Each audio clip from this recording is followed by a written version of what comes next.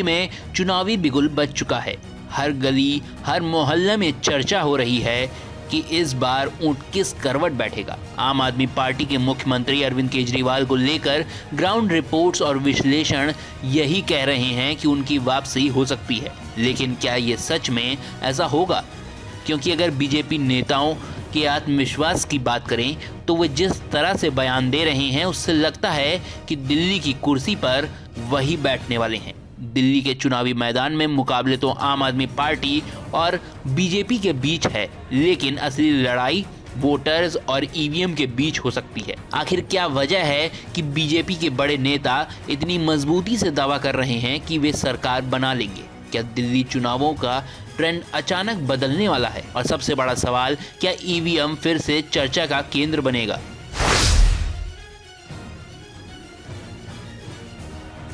अगर हम दिल्ली के जनता के मूड की बात करें तो केजरीवाल को लेकर नाराजगी तो है, लेकिन आम आदमी पार्टी का कोर वोट बैंक अभी भी उनके साथ है। बिजली, पानी, शिक्षा और स्वास्थ्य जैसे मुद्दों पर काम करने की वजह से दिल्ली में केजरीवाल की पकड़ बनी हुई है।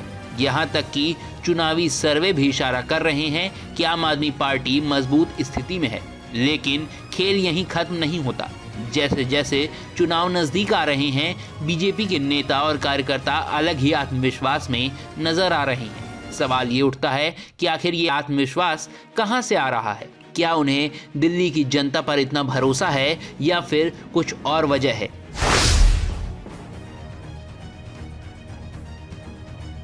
अगर हाल के घटनाक्रमों को देखें तो हरियाणा और महाराष्ट्र में बीजेपी ने सत्ता में वापसी का दावा किया था और नतीजे भी उनके पक्ष में ही आए हैं। हरियाणा में तो हालात ऐसे थे कि मनोहर लाल खट्टर सरकार पर संकट के बादल थे, लेकिन अंत में सरकार बनाने में कामयाबी मिली। महाराष्ट्र में भी पहले उद्धव ठाकरे को सत्ता से हटाया गया, फिर बीजेपी की सरकार बन गई।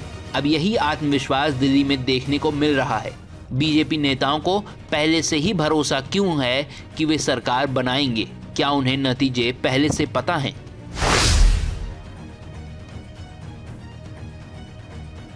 अब आते हैं सबसे बड़े सवाल पर, क्या इस बार फिर ईवीएम चर्चा का विषय बनेगी? हर चुनाव के बाद जब भी अप्रत्याशित रूप से नतीजे आते हैं, ईवीएम को लेकर बहस तेज हो जाती है।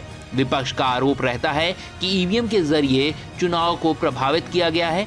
दिल्ली जैसे राज्य में जहां आम आदमी पार्टी की जड़ें मजबूत हैं, अगर बीजेपी सत्ता में आती है तो सवाल उठना तय है कि आखिर ऐसा कैसे हो गया। पिछले कुछ चुनावों में ये देखने को मिला है कि जिस तरह से आखिरी वक्त में नतीजे बदल जाते हैं, उससे जनता के मन में संदेह पैदा होता है। क्या दिल्ली में भी ऐसे ही कुछ होने वाला है?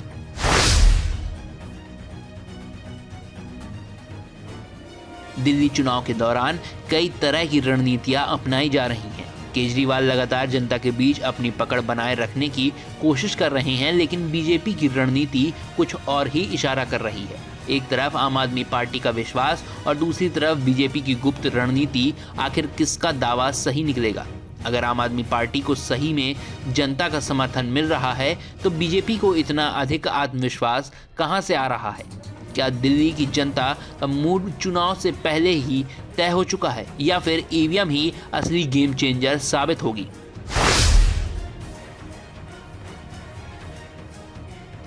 अगर चुनाव परिणाम आम आदमी पार्टी के खिलाफ जाते हैं तो सबसे पहला सवाल यही उठेगा कि क्या ये जनता का फैसला था या मशीन का?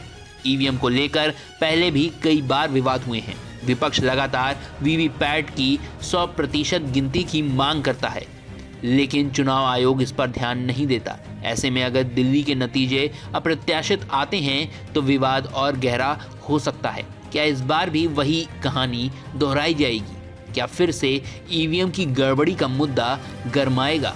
क्या चुनाव आयोग इन आरोपों का जवाब दे पाएगा?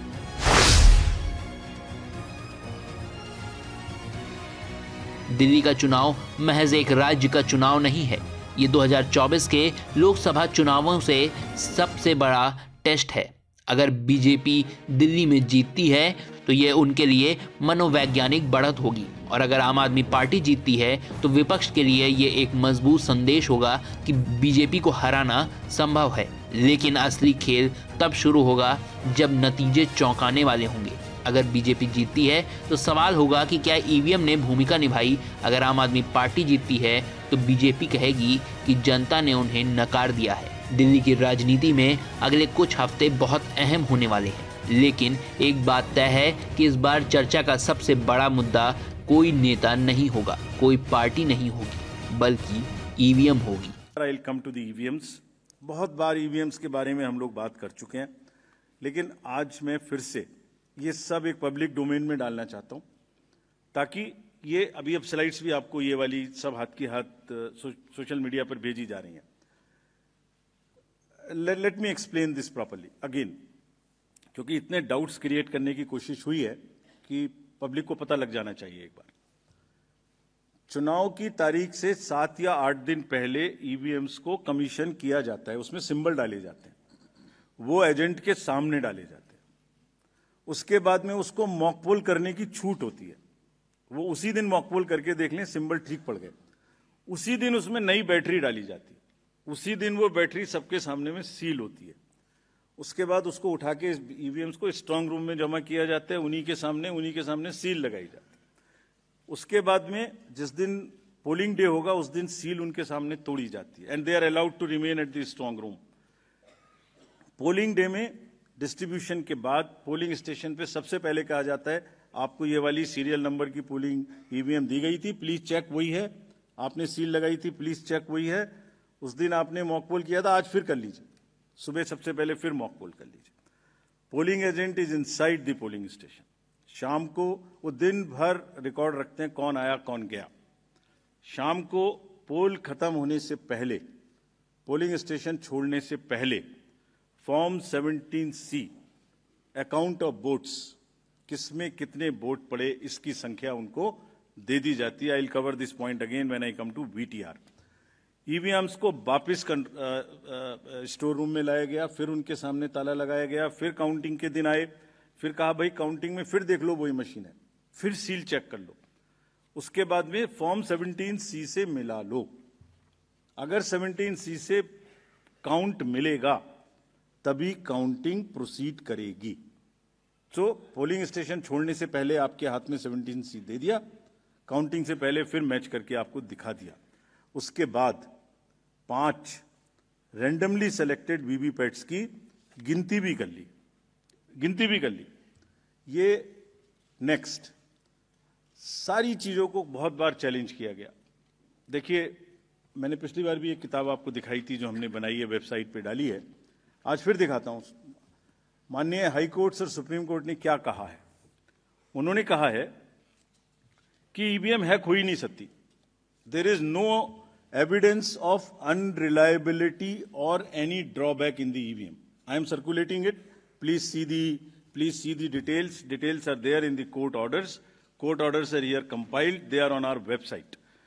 There is no question of introducing virus or bug in the EVM. There is no question of invalid votes in the EVM. No rigging is possible. High Court and Supreme Court is saying continuously in different judgments which are here.